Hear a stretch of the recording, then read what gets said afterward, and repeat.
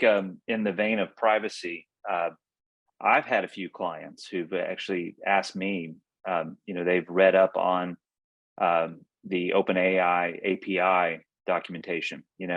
What we can simply plug ChatGPT into our CRM.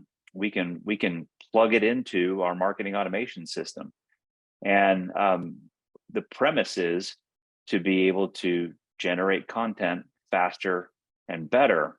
But what's happening there when you make those connections with something that has that processing power, that a model that has the ability to identify patterns and to supposedly help you in a utilitarian way, there's a way I think that could backfire, right? I mean, I think this is where I've told each of those clients that's asked me that question. I said, my short answer is no, don't do it, right?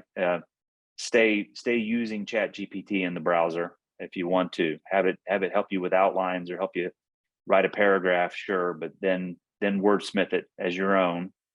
But don't be plugging it into your systems. Don't be doing that, because that's where I think we have this opportunity to misstep and move in a direction to where certain systems, for better or worse, all of a sudden know things that they shouldn't, or have access to things that they shouldn't when it comes to information.